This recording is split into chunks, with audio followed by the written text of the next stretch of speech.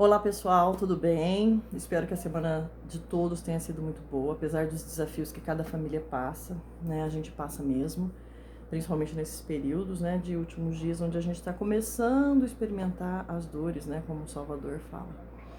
Mas sou muito grata pelas coisas que o Senhor tem colocado na nossa vida, Ele mostra que realmente está presente. O Vem Segue-me é uma das coisas que Ele colocou para nos ajudar a sentir o espírito do livro de Mórmon, das outras escrituras e nos fortalecer.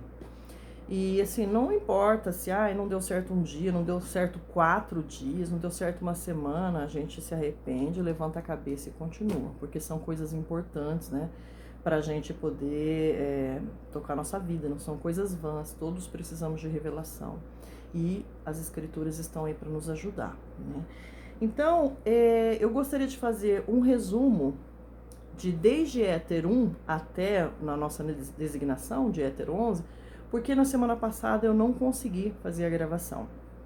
Então, vocês devem ter visto, né, durante aquela semana que o livro de Éter é um adicionado, né, um relato que Moroni adicionou ao livro de Mórmon, por conta que isso seria importante, o Salvador permitiu que isso ocorresse porque é importante para nós. Então a gente precisa levar esse relato bastante a sério. Então ele coloca ali a história de um grupo que saiu da torre, lembra naquela história da Bíblia que construíram uma torre com a intenção de chegar aos céus e o Senhor confundiu as línguas? Esse grupo estava lá, a família de Jared estava lá. E vendo tudo aquilo que estava acontecendo, ele se preocupou com sua família, com seus amigos e pediu para o irmão dele, falou assim, por favor, suplica ao Senhor para que não confunda as nossas línguas, né? Confunda a nossa língua e a gente acabe estranhando familiares e tudo mais, não conseguindo se comunicar. E o Senhor atendeu o irmão de Jared, né? Também pediu para que eles fossem para uma terra onde eles poderiam prosperar. Então o irmão Jared clamou ao Senhor e o Senhor disse que sim.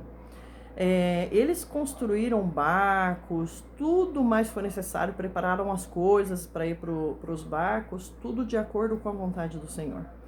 E tudo isso com a atitude do irmão Jared de orar humildemente e com reverência, né, para o Senhor e muita fé. Então o último desafio que nós vamos colocar aqui, que é o desafio que sempre as pessoas se lembram, é a questão da iluminação do barco. O irmão de Jared chegou ao Senhor e apresentou aquele desafio. Senhor, como que nós vamos atravessar os mares no escuro? E aí o Senhor falou assim, o que queres que eu faça? Porque o Senhor já tinha ajudado na torre, né? O Senhor já tinha ajudado família, grupo, prometeu a terra, disse as coisas que deveriam ser levadas, reunidas. Aí de repente ele falou, falta luz, né? E aí o Senhor falou, o que queres que eu faça? E aí então o irmão de Jared, de forma muito simples, né, pensou, e tudo que ele conseguiu, no máximo que eu consigo, é que o Senhor toque essas pedrinhas, né? Ele foi até o monte, pegou umas pedras claras e pediu para o Senhor tocar. Quando você olha essa solução, à primeira vista, você olha e fala assim, nossa, mas uau, né? A cabeça da pessoa achar que o Senhor vai tocar aquela pedrinha de nada e vai ter luz durante todo o período de tempo, né, para atravessar os mares. Mas na realidade era a solução que ele tinha naquele momento. E ele tinha tanta fé que o Senhor poderia transformar aquela solução em algo competente, em algo que funcionaria, que foi o que ele fez, né? Ele pediu com fé. E isso nos ensina muito sobre a questão de como conversar com o Senhor, né? Como o Senhor é também em relação a nós. E às vezes, por falta de fé, a gente, antes de falar com o Senhor, a gente arruma um monte de reclamações, de coisas negativas. Não, mas o Senhor, eu acho que isso ele vai achar uma coisa imbecil, eu acho que o Senhor não vai concordar, quando na realidade ele está esperando que a gente pense e também proponha para que ele possa tocar nossas pedrinhas. Então, durante a igreja, o período na igreja, a gente vai aprendendo com os líderes, com o livro de Mórmon, com outras escrituras, com os profetas, sobre falar com o Senhor. E muitas vezes, o que os líderes pedem? Inclusive, Doutrina e Convenção fala sobre isso, né? Se não me engano, com Oliver Cowdery. A gente precisa ponderar antes, né, de falar com o Senhor. tem coisas que nós podemos fazer por nós mesmos, né? Há uma parte que somos nós que fazemos, a outra parte é o Senhor, que foi o que aconteceu com o irmão de Jarede, né? Ele fez a parte dele, ó, isso tudo que eu posso apresentar de solução, e o Senhor, devido à fé dele, né, e à humildade, fez com que ele tivesse aquilo que queria. A mesma coisa, gente, a gente precisa ponderar sobre a nossa situação, né, sobre o que nós queremos, sobre uma revelação, uma graça, o que seja.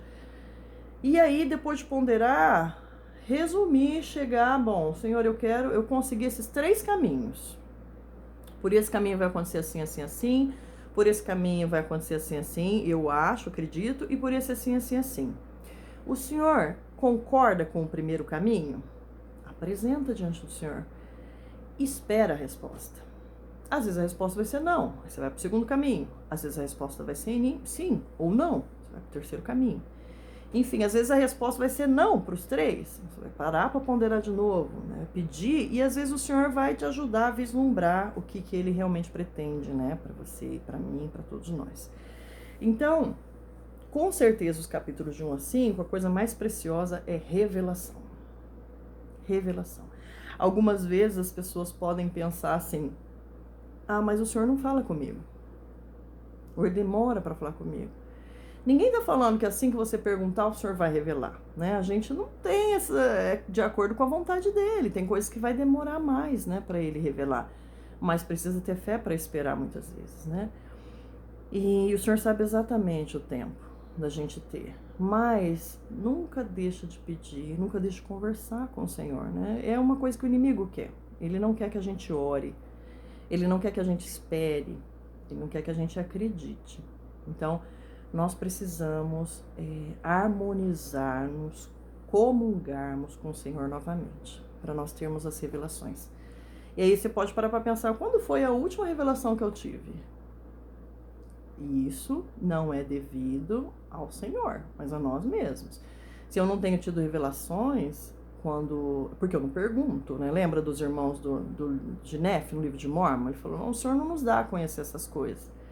Ele tem te perguntado ao Senhor, aí a gente não tem fé às vezes nem para perguntar, e vai vivendo aquela vida, sem o Senhor estar ali presente, porque a gente não chama Ele por oração, para Ele estar presente, né, por meio das revelações. Nem sempre a revelação vai ser uma voz da mente, ideias, né, às vezes elas vêm pelas escrituras, escritura é revelação todo dia, né. Então a gente precisa estar atento e ter vontade realmente de saber. Então aqui, em Éter 2, 22, 23, fala sobre isso que nós comentamos, mas eu gosto de ler a escritura, porque o livro de Mormon tem um espírito do Senhor apropriado, né, para falar conosco. E diz assim, e ele tornou a clamar ao Senhor, dizendo, ó Senhor, eis que fiz conforme me ordenaste, e preparei os navios para meu povo, e eis que neles não há luz. Ó Senhor, consentirás que cruzemos estas grandes águas na escuridão? E o Senhor disse ao irmão de Jarede, que desejais que eu faça, a fim de que tenhais luz em vossos barcos? Porque eis que não podeis ter janelas, porque seriam despedaçadas, nem levareis convosco fogo, porque não ireis pela luz do fogo. Olha a conversa, né? É uma conversa simples, nada formal, nada distante, né? Mas uma coisa de pai para filho, onde há muito respeito e muita humildade. Então, o irmão Jarede, ele conversa com o Senhor como nós podemos conversar, né? Mas da maneira correta. Aqui em Éter 3, 2, 4, 6, ele diz assim, ó Senhor, o irmão Jarede falando, ó Senhor, tu disseste que seremos envolvidos pelas águas, agora ouve, ó Senhor, e não te ires contra teu servo por causa de sua fraqueza diante de ti, pois sabemos que és santo e habitas nos céus e que somos indignos diante de ti. Por causa da queda, nossa natureza tornou-se má continuamente. Não obstante, ó Senhor, deste-nos o mandamento de invocar-te, para que de ti recebamos de acordo com nossos desejos. E no 4, eu sei, ó Senhor, que tu tens todo o poder, que podes fazer tudo quanto queiras para o benefício do homem. Portanto, com teu dedo, toca estas pedras, ó Senhor, e prepara-as para que brilhem na escuridão, e elas nos iluminarão nos barcos que preparamos para que tenhamos luz enquanto cruzamos o mar. E aconteceu que após ter o irmão de Jared dito essas palavras, eis que o Senhor estendeu a mão e tocou as pedras, uma a uma com o dedo. E o véu foi tirado dos olhos do irmão de Jared, e ele viu o dedo do Senhor. E era como o dedo de um homem, a semelhança de carne e sangue. E o irmão de Jared caiu perante o Senhor, porque ficou tomado de medo. Não esperava que ia ver o Senhor, né? E também não esperava, não tinha essa noção de que nosso corpo, a nossa forma é igual à forma do corpo de Jesus Cristo. Coisa fantástica, né? Porque muitas pessoas acham assim que Deus é uma forma de luz que anda pelo espaço. Não tem nada a ver. Né? Nós somos filhos de Deus, né? A imagem e semelhança. Então, olha quanta coisa boa nós podemos, né, aprender com o irmão de Jared. E nota a humildade, nota como ele reconhece a indignidade que nós temos diante de Deus. Nota que ele compreende que Deus tem todo o poder para fazer qualquer coisa. Então, apresentar as pedrinhas para o Senhor, que era a solução que ele tinha, não era um problema para ele, porque o Senhor tem tanto poder que resolve qualquer problema. Mas ele lutou e pensou até chegar naquela solução, né? Então, muitas vezes a gente faz aquelas orações corridas, né? Seja do alimento, seja da manhã, seja para ler as escrituras, seja para dormir à noite, e nós não fazemos ao modelo do irmão de Jared. E depois nós nos perguntamos, por que eu não recebo revelação, né? Por que eu não tenho uma relação com o Senhor mais próxima? A gente tem que parar para pensar com quem nós estamos conversando, né? Além de ser o nosso pai, uma questão de muito respeito, né, e amor, nós estamos falando com o nosso Deus. Então nós podemos aprender muito nesses capítulos que falam sobre revelação de 1 a 5. Nos capítulos de 6 a 11, a gente vê assim um grande problema das monarquias que se seguem. Vocês viram ali que vem um rei, a família dele, de repente um filho quer tirar ele do poder, aí vem outro filho que quer colocar o pai no poder novamente, guerreia com o irmão, mata o irmão, os povos se juntam atrás deles, um de cada lado, né, e cria aquela guerra, né, aquela morte, tudo mais. Várias pessoas acabam sofrendo por causa da busca pelo poder, né, todo tipo de poder. E aí a iniquidade, Satanás prevalece. Lá em Éter 8, do 15 ao 16, a gente vê por que começou a acontecer ainda mais essas guerras e esses problemas na monarquia. Então vocês viram lá no capítulo 8. E aconteceu que assim concordaram com Aquis. E Aquis administrou-lhes os juramentos que foram transmitidos pelos antigos, que também estavam à procura de poder e que haviam sido transmitidos desde Caim, que foi assassino desde o princípio. E foram preservados pelo poder do diabo para administrar esses juramentos ao povo, a fim de conservá-los nas trevas, para ajudar aqueles que buscavam poder a conseguir ainda mais e assassinar, a pilhar e a mentir e a praticar toda sorte de iniquidade e devassidão. Olha lá, lembra o bando lá no livro, na parte de Nef, né? Que o povo de Nef, porque permitiu combinações secretas, né? O bando de Gadianton, acabou levando o povo de Nef à destruição total. Aconteceu a mesma coisa com esse povo. E a gente tinha comentou muito sobre as combinações secretas. Como hoje existe isso? Quantas pessoas morrem, né, inocentes morrem porque alguém quer um poder, porque aquela pessoa talvez testemunha e possa atrapalhar, então ela é assassinada. Tem muita coisa que a gente não sabe, gente, que não passa na TV, mas que as combinações secretas acabam fazendo. Então nós aprendemos também a não apoiá-las. Qualquer tipo de apoio. Às vezes a gente concorda, às vezes a gente expõe a nossa imagem defendendo alguma sem entender o que está acontecendo, muitas vezes, outras vezes não, sabendo o que está acontecendo, poderes, partidos, enfim. Nós precisamos tomar cuidado, né? Os filhos de Deus não apoiam combinações secretas, porque o Senhor faz o mesmo que aconteceu com o povo de Nef e que aconteceu com o povo de Jared, né? Então, mas no meio desses grandes problemas de iniquidade, haviam reis também que foram retos, né? Você tá aqui o Omer, o Emer e o Libe, por exemplo. No período que eles andavam em retidão e ajudavam o povo a andar em retidão, tudo ia bem para eles, né? Aqui eu dei um resumo. Eles se tornavam fortes, se tornavam ricos, eles se tornavam prósperos, a terra dava o melhor para eles, tanto de alimento quanto de minerais, né? Eles tinham variados tipos de gado, enfim, andar em retidão. Eu acho que todos nós temos um testemunho sobre isso, né? Quando a gente anda em retidão, parece que até quando você tá no sol vem uma nuvem tampar a sua cabeça. É incrível, você pensa em coisas, você fala assim, nossa, o Senhor prepara cada tijolinho na frente para eu pisar. Você percebe. Quando a gente anda em iniquidade, parece que dá tudo errado, uma coisa atrás da outra. Não quer dizer, gente, que às vezes a gente passa por períodos que dá tudo errado, mas não tem a ver com a nossa retidão pessoal, tem as adversidades, tem as coisas do mundo, aí esse ano aí a pandemia, enfim, são coisas fora, né? Mas ainda assim o Senhor prepara, mesmo nesses momentos, uma maneira mais excelente da gente passar por aquele período, né? E aqui era da mesma forma, né? Havia iniquidade muitas vezes, mas havia também retidão. Quando havia iniquidade, os profetas assim brotavam e chamavam arrependimento, cuidado, nós seremos destruídos, o Senhor não permite essas coisas, né? O Senhor não está feliz conosco. E aí vinha um remédio, Éter 9:35. Com certeza vocês também tiveram a oportunidade de ler com as famílias. E aconteceu que quando se humilhavam suficientemente perante o Senhor, ele mandava chuva sobre a face da terra. E o povo começava a reviver e principiou a haver frutos nas regiões do norte e em todos os países circunvizinhos, e o Senhor demonstrou-lhes o seu poder, livrando-os da fome. Então, humildemente, suficientemente humildes, né? Às vezes a gente precisa dobrar a cabeça e reconhecer que errou. E quando a gente erra, né, a gente está nesse estado onde dá tudo errado, a gente precisa ponderar e verificar qual foi a nossa parte naquilo tudo, né? Como eu posso melhorar a minha situação diante do Senhor?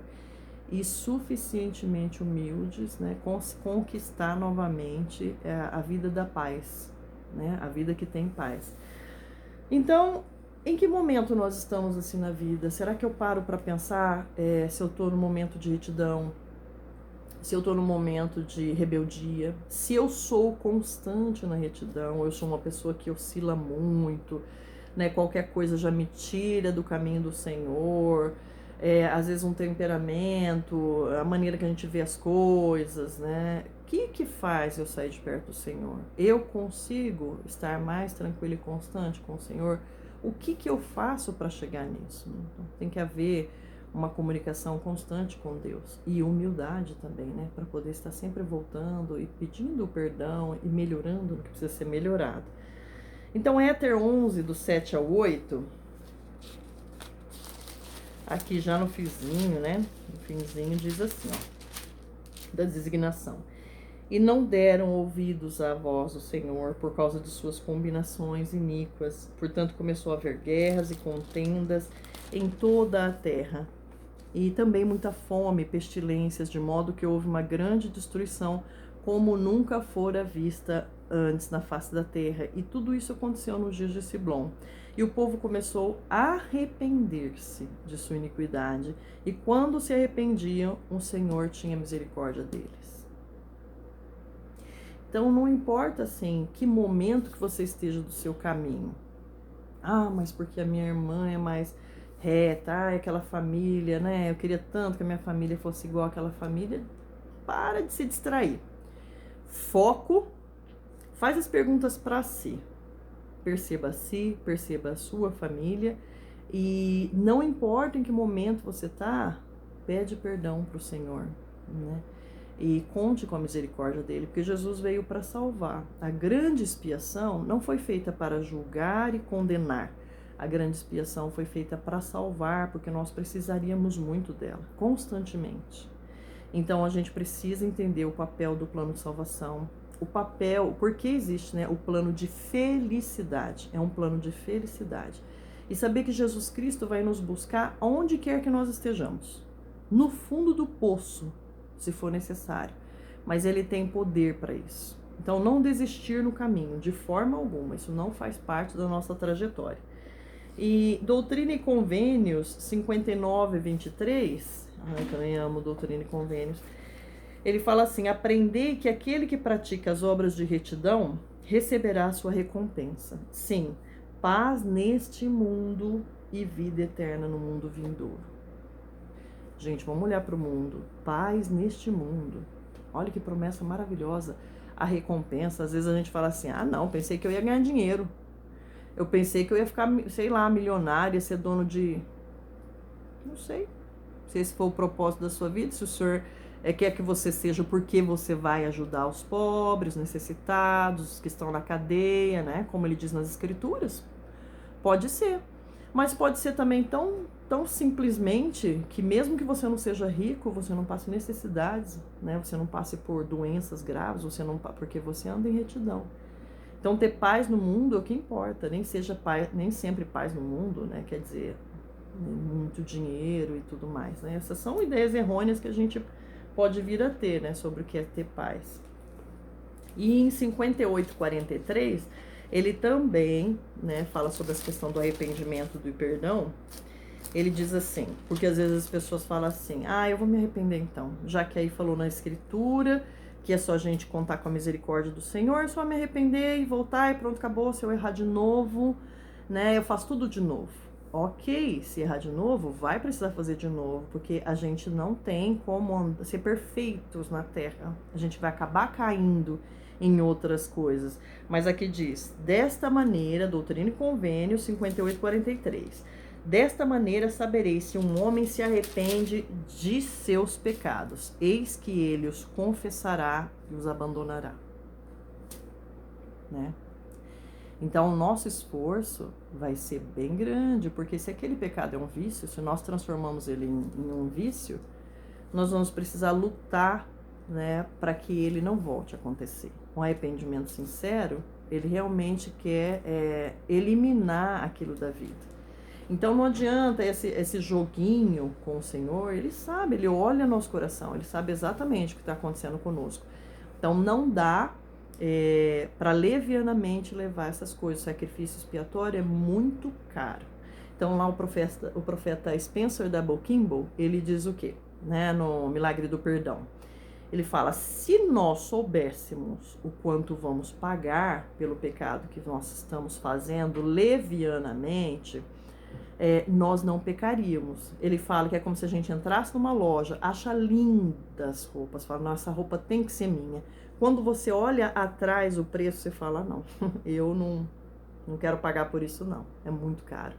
É a mesma coisa o pecado. Então, mais vale a gente se fortalecer em retidão constantemente para poder suportar a tentação na hora que ela vem, do que a gente se deixar, ah não, eu cometo esse pecado, eu já aprendi que no caso da expiação, né? Então, isso não, tá? Isso a gente pode se dar muito mal. O Senhor não quer isso para nós.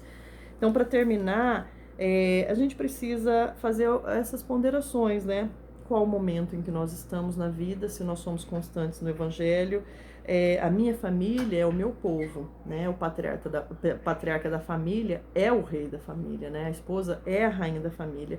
Nós somos exemplos para nossa família, para que a segunda, a terceira geração, a quarta geração ande em retidão e tenha todas as consequências, né, da prosperidade na vida deles. Então a gente precisa também ponderar sobre essas coisas. Qual a última vez que nós recebemos revelação? Como eu estou em comunhão com o Senhor?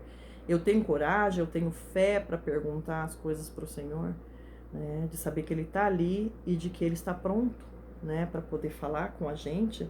Sabemos conversar com Deus, lembra lá o irmão de Jared apresentando as pedrinhas? Sabemos conversar com Deus? A gente faz aquelas perguntas genéricas assim, Senhor, né, o que vai acontecer na minha vida? Você faz uma pergunta que o Senhor teria que dar um texto para a pessoa. Não, seja específico, fale com o Senhor, pondere, lembra que falou pelo Oliver Cowdery? Pondere, pense e apresente. Né? Foi uma das coisas maravilhosas que eu aprendi na igreja. Enfim, nós podemos aprender sempre com o livro de Mórmon. Que capítulos maravilhosos, né? Coisas que aconteceram há muitos séculos atrás, que nos ajudam na nossa vida hoje. É só colocar à prova. Eu presto testemunho dessas coisas, né? Assim que eu aprendi sobre isso, eu fui colocando essas coisas, né, à prova e consegui, até hoje, né? Até hoje à tarde, eu estava tendo a oportunidade de falar com o Senhor, pela graça dele, né, responde pra gente, porque se fosse depender da nossa retidão, nunca mais falaria com a gente depois do Jardim do Éden, né? Mas a graça dele é tão grande que não importa qual é o momento que nós estejamos, se a gente tem fé, ele nos ouve, né? Ele nos ouve. Eu gostaria de terminar com Mosias 5:2, que é uma escritura lá atrás no livro de Mórmon, mas que é muito poderosa para esse momento. Então, se nós pudermos marcar, inclusive, né, como fala lá nas escrituras, nas tábuas de carne do nosso coração, seria muito legal para nós nos momentos que a gente passa na vida. Mosias 5:2. Ele diz assim: e todos clamaram uma voz dizendo: sim, acreditamos em todas as palavras que nos disseste e também sabemos que são certas e verdadeiras, por causa do Espírito do Senhor onipotente que efetuou em nós, ou melhor, em nosso coração, uma vigorosa mudança, de modo que não temos mais disposição para praticar o mal, mas sim de fazer o bem continuamente. O que tem isso a ver com revelação? O que tem isso, né, a ver com o que aconteceu lá no passado, com os reinos dele? Isso tem tudo a ver. Quanto mais eu tiver transformado meu coração, quanto mais eu modificar meu coração, a presença do Espírito perto de mim, o Espírito do Senhor vai ser ainda mais forte, mais rápido, né? Em tudo que a gente precisar, o Espírito constantemente estará lá. Isso é uma vantagem grandíssima de nós, né? Perante o diabo, né? Que vai estar sempre tentando nos confundir. Eu sou muito grata a Deus pelas oportunidades que Ele me deu na vida, por ter revelações, né? Eu não sei o que seria, há muitos caminhos, há muitas doutrinas, há muita confusão no mundo. E a gente está o tempo todo tendo que decidir o que fazer. E o Espírito do Senhor e a revelação, ela nos orienta. E o livro de Mórmon está aqui para mostrar isso, que é só ter fé e colocar à prova. Deixo o meu testemunho e a aula de hoje, em nome de Jesus Cristo. Amém.